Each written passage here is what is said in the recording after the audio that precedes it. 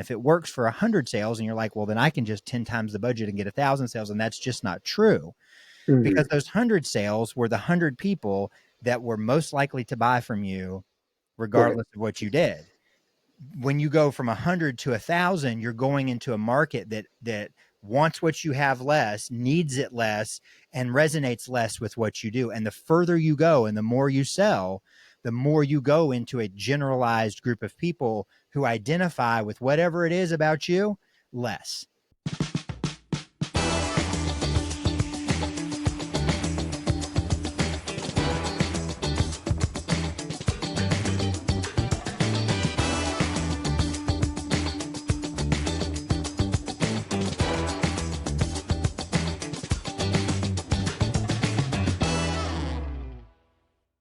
Well, welcome back.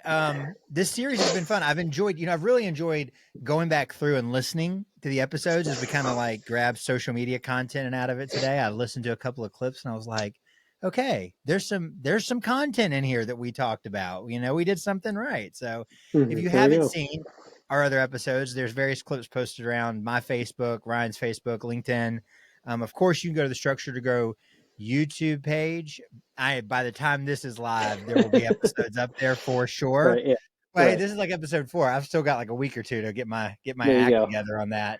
Yeah. So we'll have the episodes up there as well. But today we're going to talk a little bit about, when do you talk to your customer? When does your marketing and sales process start to engage with people? And, I'm very interested. So like, in your experience, Ryan, I guess your role wasn't sales before, but I know you were selling in a way. Mm-hmm. What did it look like and we've got a helper today. Probably going to wreck the recording. You're stepping on the computer. Yeah. What did it look like? What was that process? You guys were in a manufacturing company selling things to contractors, selling machines, equipment to contractors. What did that sales process look like? Like, how did you know when to target people? Just kind of walk me through a little bit about what that philosophy was there. And we can talk about how that relates to, what we teach. Yeah, no, it was interesting. So in my last role, I had a sales goal. Certainly I had a number that I was trying to reach, but the hard part was I didn't have an ability to actually sell anything.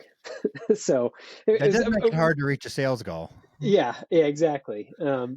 So the way we had it set up was through a distribution network. So we worked primarily, as we were launching this product, we really focused on one specific distributor. They had, I think, 11 or 12 locations that carried our equipment and chemistry. But so my job was more of teaching them how to sell and feeding them information and supplying them with potential customers, but with no real reason or no real ability on my end to sell. So I worked with the sales staff, and essentially my strategy was to utilize social media as much as possible to get involved in some of these networks of people through forums and through Facebook groups and trade shows and events, and go and meet contractors, talk to them, figure out what their needs are, and then bring them over and say, here's the sales guy. He can give you whatever you need. He'll give you the quote and he'll give you a final price and everything. You were basically going out and you were kind of generating the leads, Mm-hmm. generating these potential customers, and then a salesperson would essentially take the order. Yeah, as much as that's not what I wanted, yes. that was the process. Let me ask you a question. Yeah. What would have been better? Like if you had not been, and you're not part of this company anymore, and we're not talking about what the company is, but if you had not been handcuffed to that process, how would you have changed it? I think what would have been better would have been one of two things.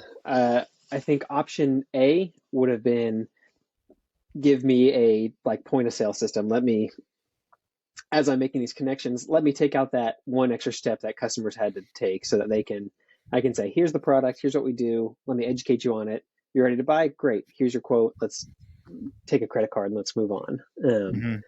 Or the other option would have been to have the sales staff at the distributor be that person, and let me instead focus on the actual like product management side of, let me work with distributors, let me educate them, and then have them go out and join these groups and join the forums and do what I essentially was partially doing.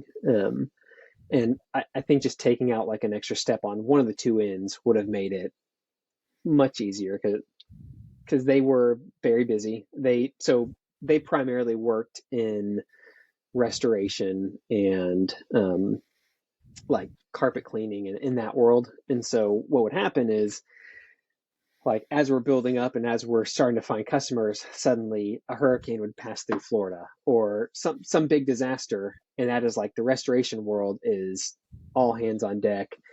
The manufacturing staff is like 24 hours a day for like 3 weeks building equipment, and all the sales guys, they drive out to the disaster and they drive around with equipment in their back and they go find restoration companies, and it is a like drastic need, and so it's order taking for them.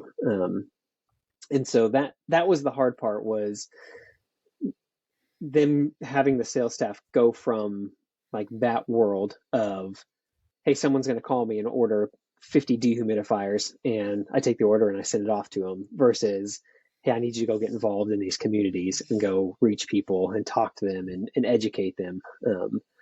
And it not being their primary industry as it was made it even harder. It almost sounds like, and we don't have to go down this rabbit trail, but it does sound like that maybe you didn't have the right distributor for this customer. Yeah.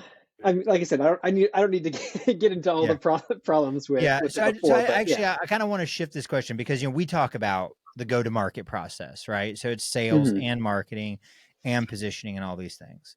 And I know that the people that we do business with are some are in a distribution model, right? Yeah, that's a primary thing. Some are direct to their customer sales. What do you feel like? So part one of the question. Okay. What were the pros and cons to doing it via distribution from that perspective? And then part two of the question is if you had been making the choices, do you think that it would have solved problems to be selling direct to the contractors? So part one, I think the benefit of a distribution network for us in particular was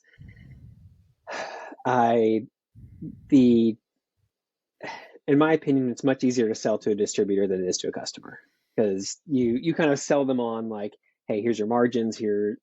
You set up this whole system of saying, hey, if you take this machine from us, then I'll teach you how to go and sell it. And that's part of what I did. But so my sales goals were for the distributors, not for how many machines I could get out in the field. And so I think for us, that was it. Yeah, I guess that's a positive. Like, I think it made it so I was able to, I think, expand our ability to sell. And the nice thing was, we then had 11 distributors around the country. So we had one up in Canada, some in Florida, some in Portland, and so what we did was we flew all the sales people into Nashville, and I held like a 3-day training conference or whatever with them. So we sat them down, we got hands-on with the equipment. We did, like, probably everyone hated it, like an 8-hour presentation of, let's sit down, let's talk about what cleaning is, how do you clean, all the ins and outs of how the machine works. And then I went and visited all the 11 stores, and we worked with their service team and made sure they knew how to service the equipment. So the benefit of that being, now when I've got somebody in Chattanooga who wants to buy a machine, I've got someone 2 hours away. I can say, hey, go talk to them. I've trained them. They know what they're talking about. They'll get you a machine, instead of having to have it like centralized in Burlington, Washington, or Phoenix, or wherever we were making equipment. So I think it's certainly helped with our reach in being able to have it easier for customers to get a hold of equipment or test out. If I need to send them some soap to test out, then it's like, hey, we'll just send it to you from wherever's closest to you to make it easier. And I forget the second question, what that was. So and we're just gonna go a different direction, and we might pick back up on that question. Okay.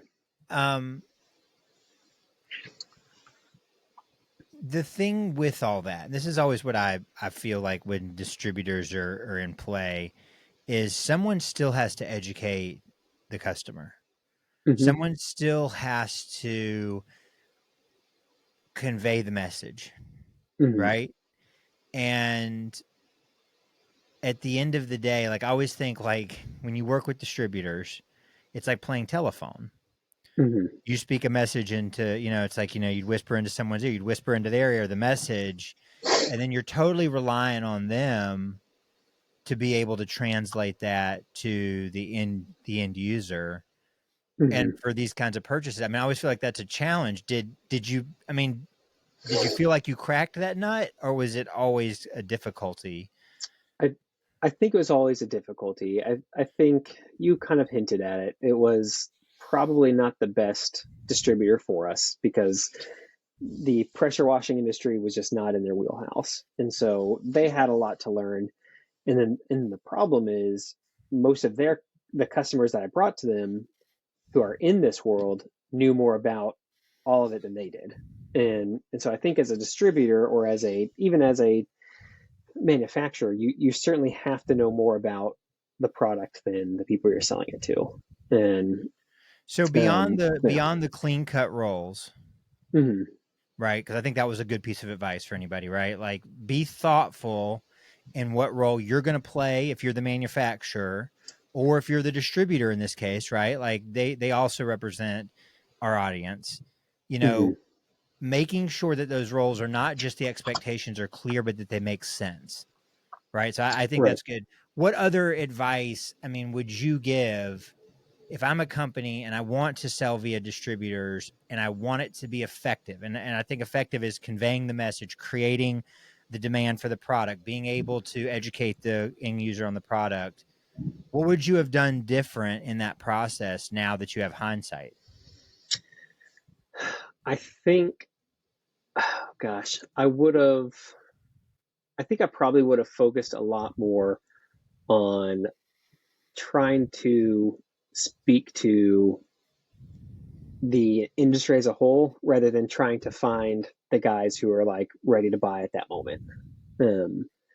Because what I found was that I'd kind of put out a message. I'd say, here's our equipment, here's our chemistry, mm-hmm. here's whatever.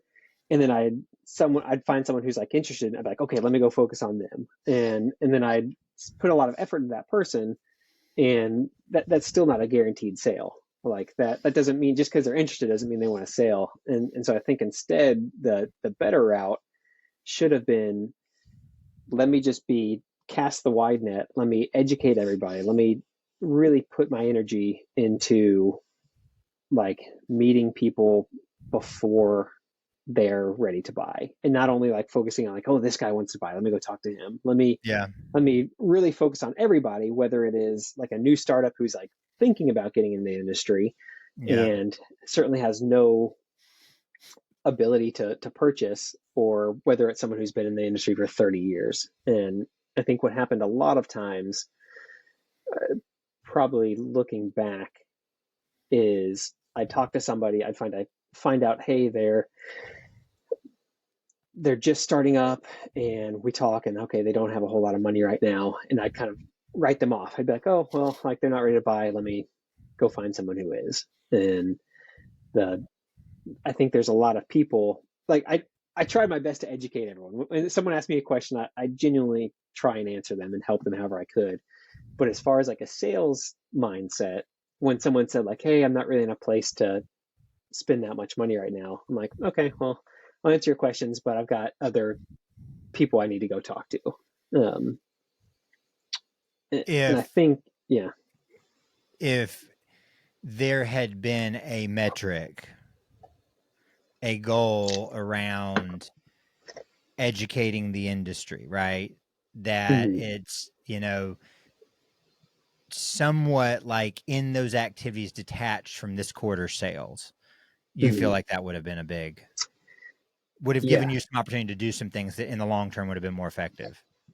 Yeah. I mean, I think the hard part was I only had really one goal or one, yeah, like actual, like sit down, like with the company goal. And that was a sales goal. It was, hey, we want to do X amount of money in year one. We're going to do X amount in year two.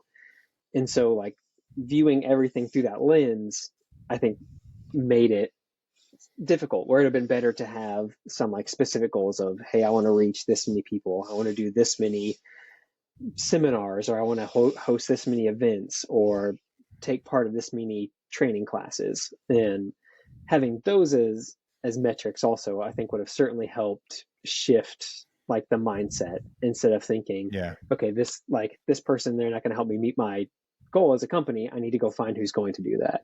Right. Right. Yeah. And Ryan, I love doing conversations with you because you're always so focused. He's like bringing it back around. He's like, we're going to talk about today's topic, and I'm Yeah. off on this tangent that has just entered the conversation because I'm interested in it. So Yeah. last question, Yes. and then we can come back. I Okay. promise. Yeah. If you could do it over again, so two Mhm. questions. Okay. Is it ultimately the manufacturer's responsibility to educate the clients? Because that's, it sounds like what you did. You took up the Mhm. mantle and did it. You didn't rely on the distributors. Is it Mhm. ultimately their responsibility? Yes. Yes and no. But I think that's a double answer. I think if you want to sell your product, certainly, like you can't rely on someone else to do it for you. I mean, I know there's some saying, I don't know, an old proverb or something about it, I'm sure. But yeah, if you are going to be the most invested in your product, no one is going to be as invested in your business as you are, unless you give them 50% of the company, right? There's If I have a product, if it's a spray nozzle, or if it's a pressure washer, or if it's whatever else, I don't know about, I know you know a lot about like radon. I don't know if there's like a radon detecting machine or whatever it Yes. is. Yes, there Yeah. definitely is, Okay. Ryan. So let's say, so it's a radon detecting machine. So Yeah. whatever that like X item is, no one is going to be as educated, and no one is going to certainly care as much about it, because as a distributor, that is one of their many products. Um, and so like from a manufacturing side, I think of like, no, I worked with our chemist, and I learned everything about the chemistry of it all. I worked with our engineers. Like I sat down, I helped rebuild one of the pumps. There's so many things that like went into that, gaining the knowledge about the system. And I can't expect a distributor to know all that. They like if you go to, let's say you go to Home Depot and you go to customer service and you're like, hey, do I need a like a 1x2 or a 2x4 or whatever for my deck? They're not going to know. Like, no, you go to the lumber yard and they'll know a little bit more, but you go to a sawmill and they're going to know infinitely more than you, or than someone who's at Home Depot, who's kind of that distributor, that middleman. And I Yeah. think in the same way, like no one, you can't expect a distributor to be as invested in your product as you are. And so the mantle becomes that you have to take up is, I need to not only educate my distributor to the best of my ability, but also I think it's my responsibility to go and educate the end customer, so that when they go to the distributor, they can answer the questions. But if they have something more specific they want to know, hey, I can be there too to step in and help out. And so I think it's kind of somewhere in the middle there of, certainly a distributor, they should know about the products, but I can't expect them to know as much as I would. Yeah. Yeah. My wheels are turning really fast because I don't have defined ideas around this. And what came to my mind was I was thinking about like the construction industry. Mm-hmm. Um, and as a contractor, like in a pinch, like, contractors go to Lowe's, Mm-hmm. But primarily as a contractor, we would buy from a building supply company, a lumber yard. Right. I mean, Right. lumber yard's the old school, but essentially they would supply everything from lumber to shingles to windows to locks, door locks and plumbing fixtures even sometimes and things like that, right? If you go to Lowe's, you can't rely on the people at Lowe's to tell you what to buy. Right.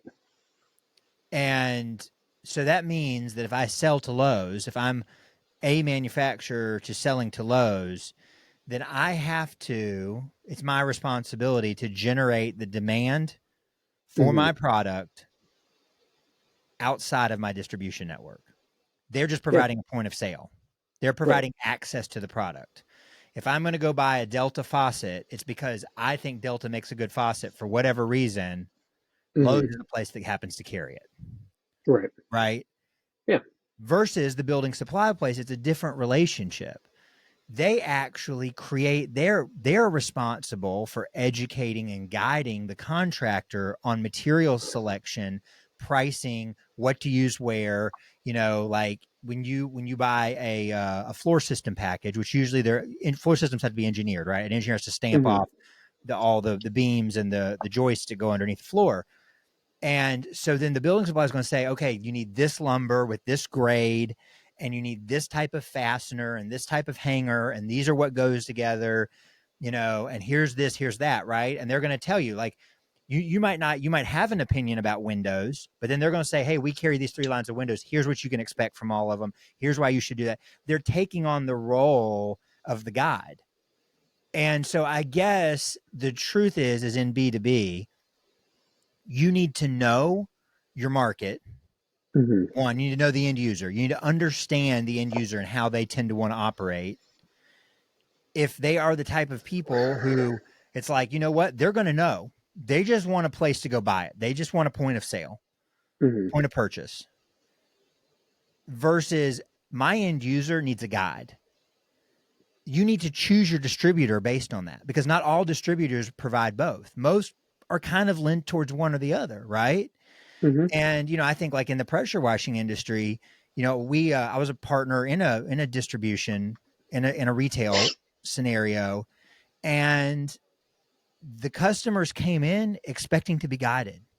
Like they had ideas because they'd been on the Facebook groups, but they really were the reason they came to the store instead of buying online or just ordering something was they wanted someone in the store to walk them through it.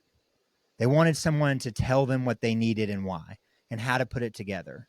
Right? Like that was the thing. And so I guess, and I'm interested in your take on this, but I guess the moral of the story is if I'm wanting to put a product out, when I'm designing this go to market, right? This whole, like, how do we get our products to customers?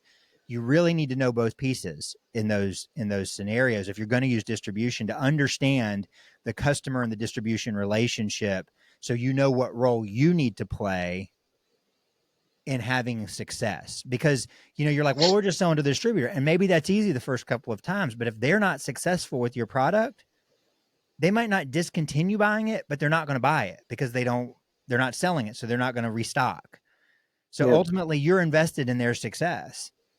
And I think you just have to understand who you're dealing with. I mean, is that kind of a fair assessment? Yeah, I think from my experience, the probably the biggest difference in the norm is we had the only pressure washing system that they sold.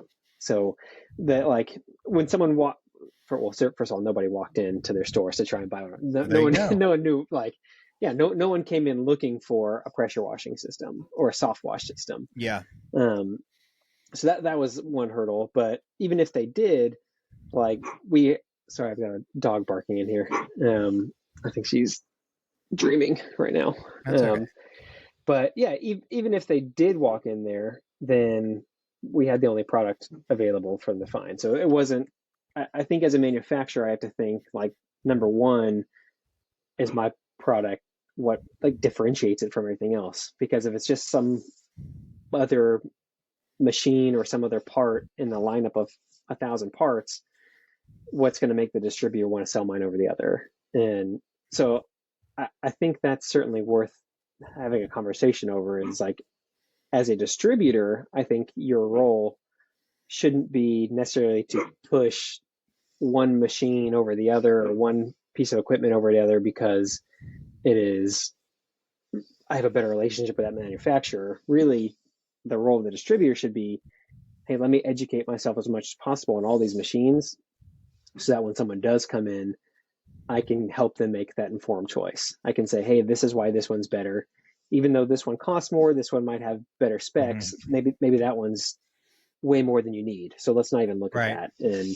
And I think that is, that's an interesting conversation for me, because I know you came from like the distributor side, where I came from the manufacturing side of things, and that consideration is, I think, a distributor, like, your number one goal should be education, and not pushing one particular product, or hey, we got a discount on this machine this month, so let's really push that one out the door. It's like, well, no, but instead, why don't we give people what they need and help them figure out what they need?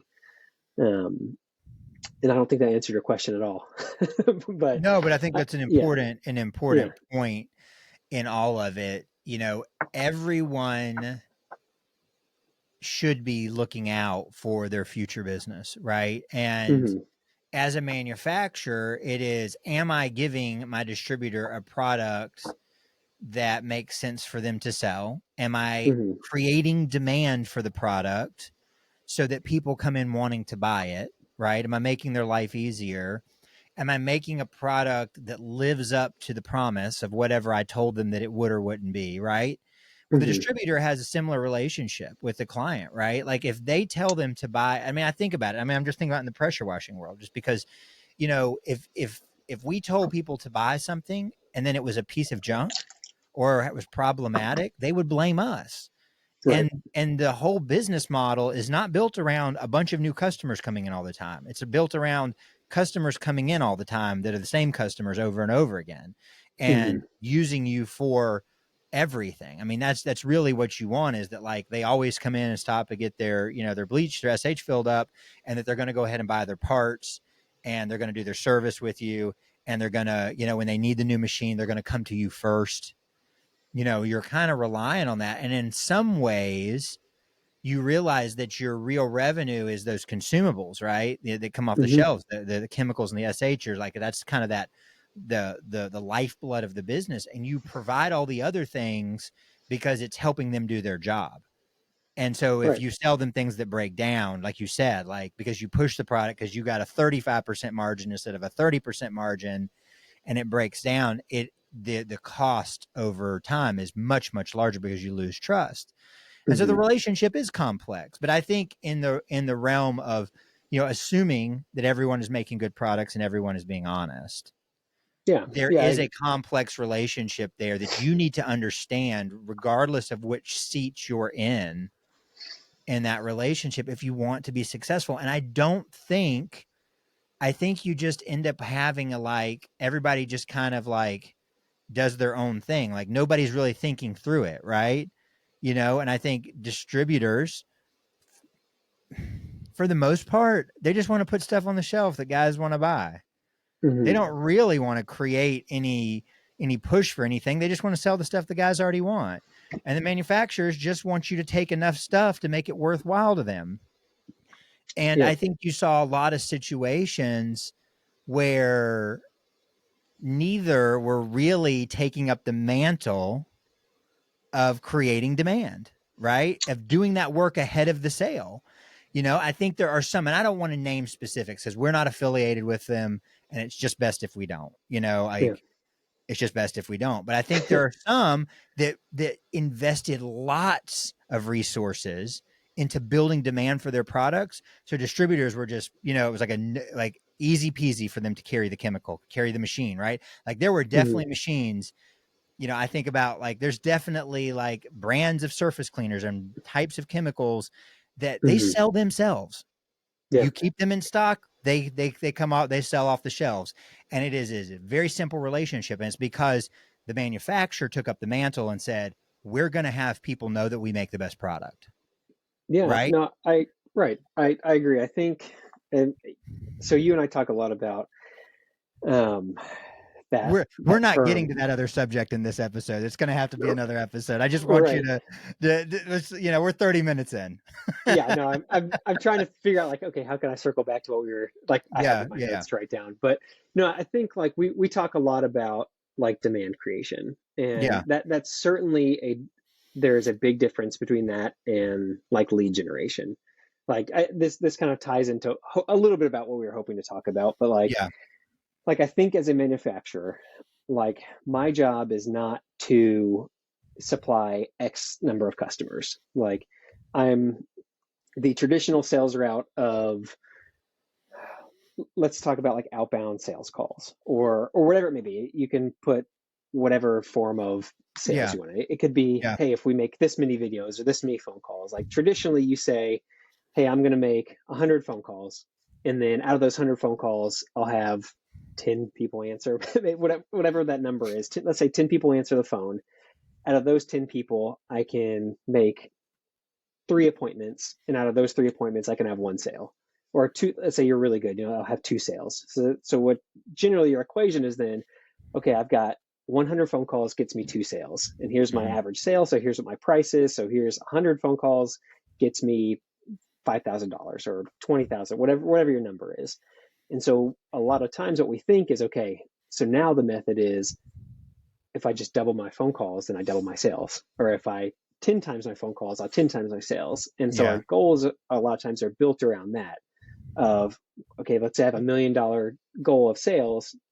Okay, so let me go through my whole process. Okay, now how many phone calls do I have to do that? Or how many social media videos do I have to do that? Or how many whatever X activity do I need to yeah, do to reach that goal? And I think that misses the point a lot of no, instead of trying to just generate leads and generate more leads or however you want to frame it, the better thing to do is, okay, how can we create the demand for our product? How can we reach people before they're ready to buy? How can we reach people when they're ready to buy or after they're ready to buy, and reach them in a way that when they're ready to pull the trigger on something, they're looking me up, they're coming to my website, then they're going to my distributor ready to purchase from them. And like you said, I think there's a few brands in the pressure washing industry that do it really well.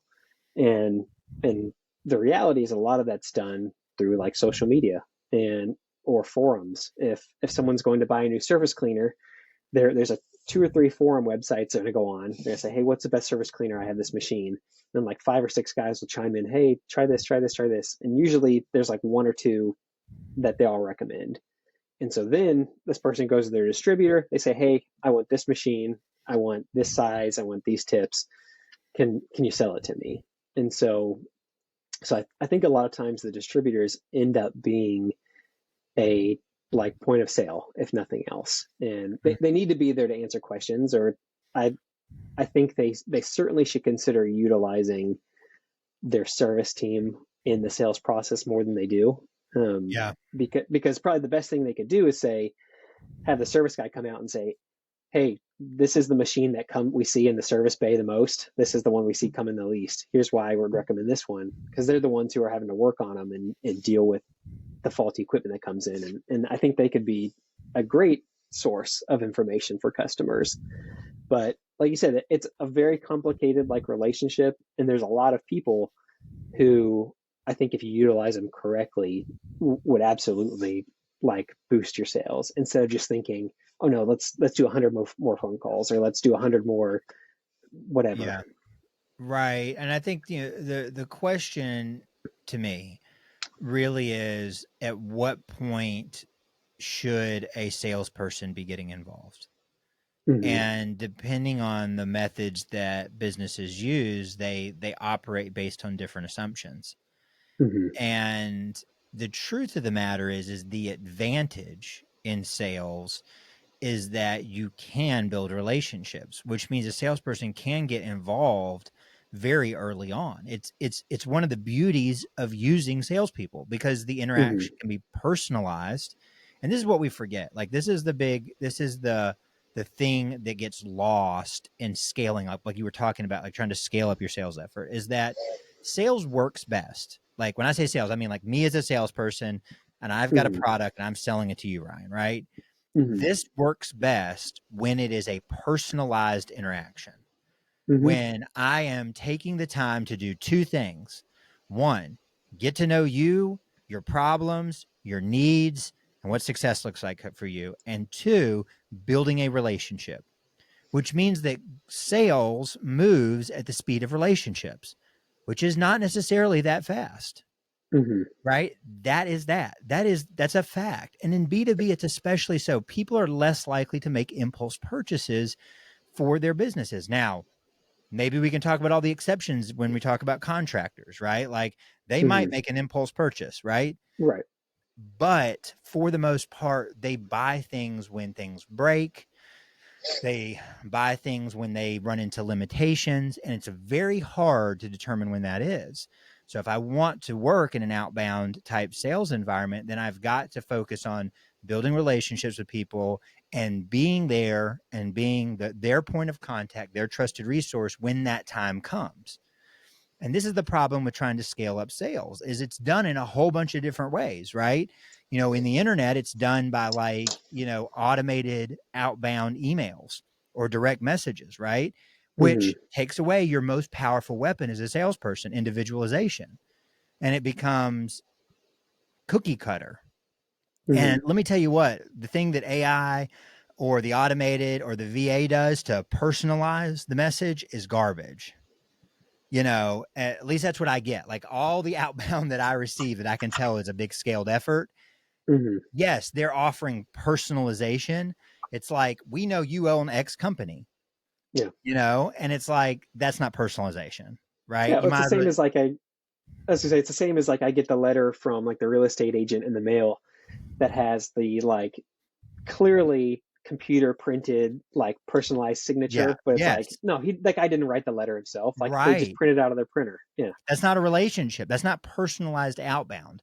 Mm-hmm. So I think that the false belief around that is that it can be scaled up. No, it takes a lot of work. Is it a good thing Mm-hmm. to do? Do a lot. Most B2B still need it in their pocket? Of course you do, because Mm-hmm. the nature of B2B is very relationship oriented, right? It's very hands on. So you need it, but you need to understand its limitations. And so then when we think about things that do scale, and this is why advertising, digital advertising is becoming so attractive or has become so attractive for people that are in the B2B world, is it's like it's a scale friendly method, right? I can talk to Mm-hmm. everybody at the same time. And Right. even if you crack the nut, right? And a lot don't. But even if you crack the nut, so here's what's going to happen. If it works for 100 sales and you're like, well, then I can just 10 times the budget and get 1,000 sales. And that's just not true, Mm-hmm. because those 100 sales were the 100 people that were most likely to buy from you, Right. regardless of what you did.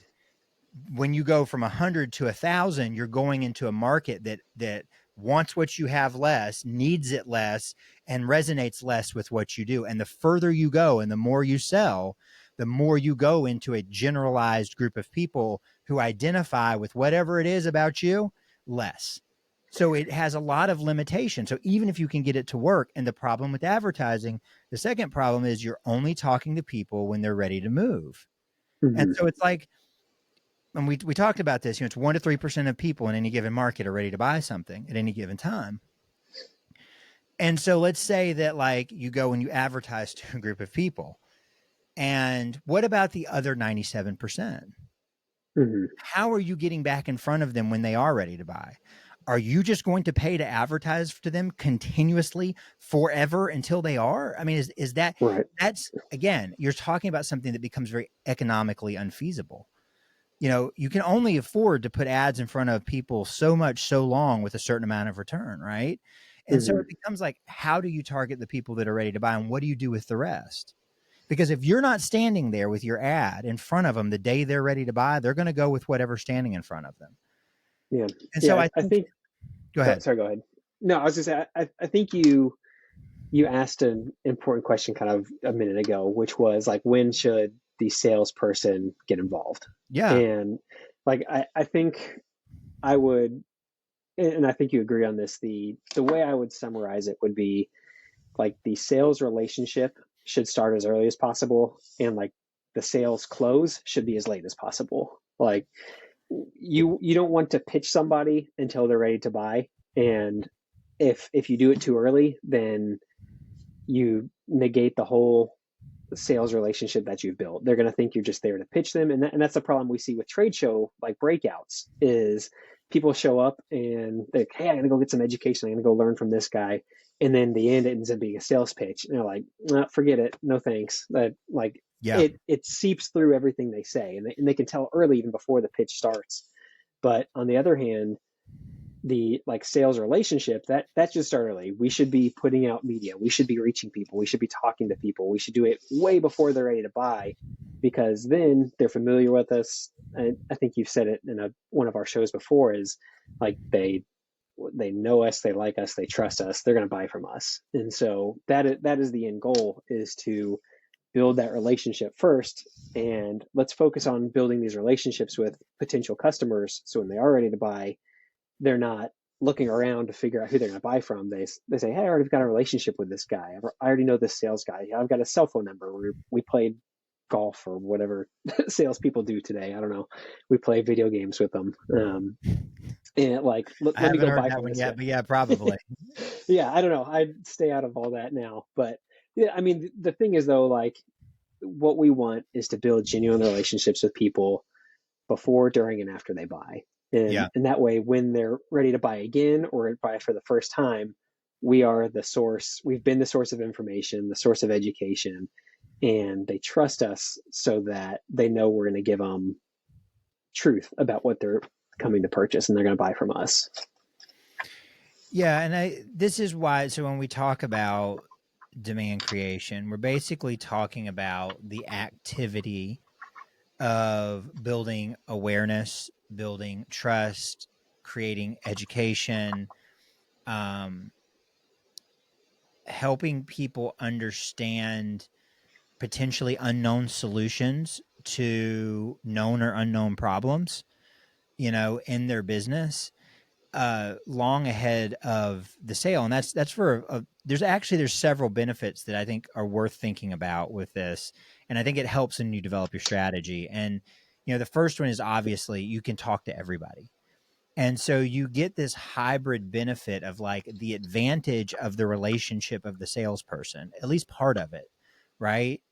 You're getting the advantage of building the trust and creating the familiarity in a no sale environment, right? Like in a low pressure environment, except for you can do it at scale. And, when you think about organic content, if you're creating the right stuff, that there's no limit to how much of the market can participate in at any given time. So one person can teach the whole market, the whole audience, right? Your whole potential, group of customers, about what you do and the problems you solve as a company. And, without having to hire as many salespeople as it take to do that one-on-one. Like that's the first advantage. But the biggest advantage is the one that goes around with like how people operate today. Like people's habits have caused them for a lot of their attention to be put into channels where intent is low. And so what I mean by that is we spend a lot of time in places like YouTube, Facebook, TikTok, Instagram. We spend a lot of, Twitter. I guess that's getting ready to change to something else now.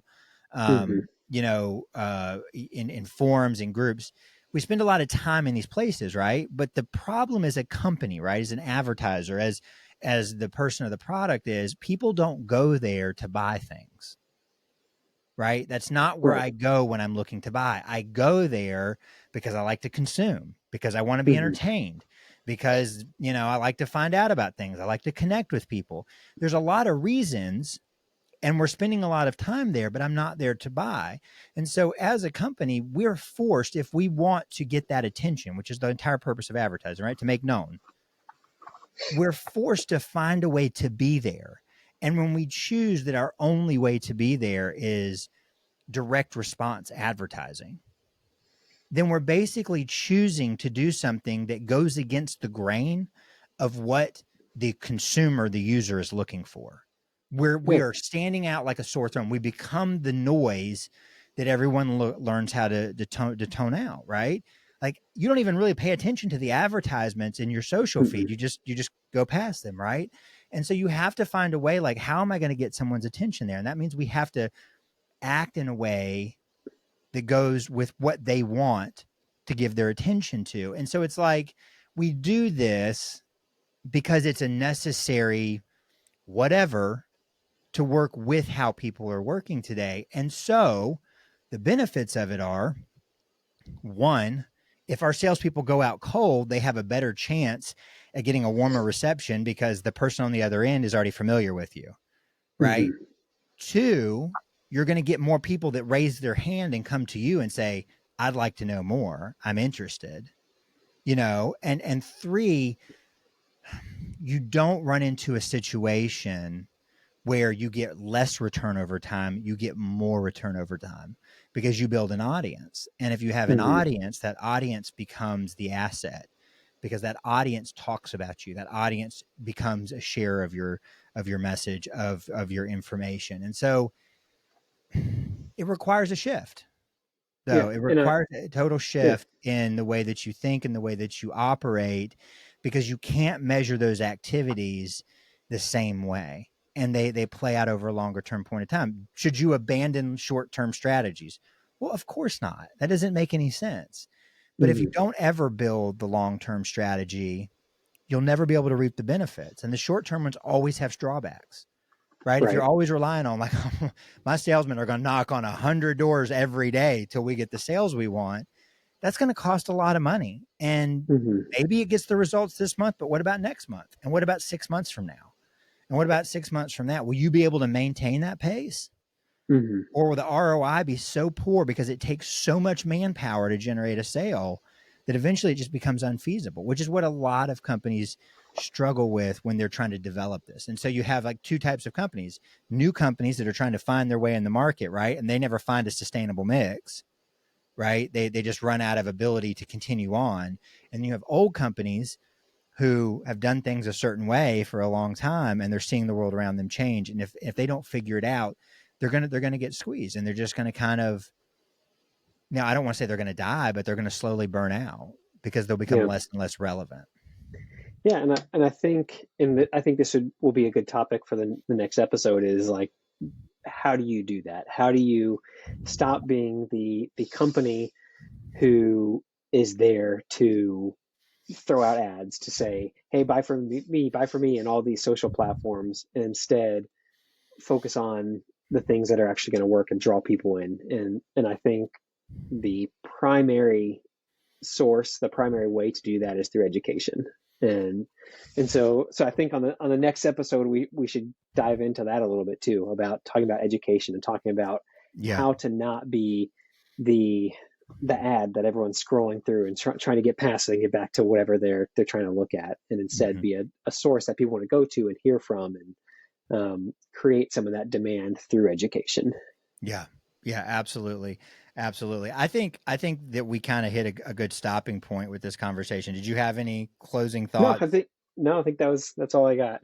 All right. Well, thanks for joining us. If you've made it to the end and you've listened to my rambling and not focused conversation, I hope you enjoyed it. And I'm always interested, like, if you listen to this and you're thinking, here's how I do things, or, I've done things this way and gotten a result, or maybe you just don't agree with us at all, like, drop it in the comments below. Like, I'm very interested in other people's experiences and feedback around this. How do we balance the sales, the distribution? How do you mix the branding when there is a middleman involved? How are we speaking to the market so that people want to buy our products? And doing that effectively over time, because obviously some people get it and some don't. So where have you struggled? Where have you had successes? We'd love to know. And if nothing else, make sure you stick around because we'll be back with more episodes soon.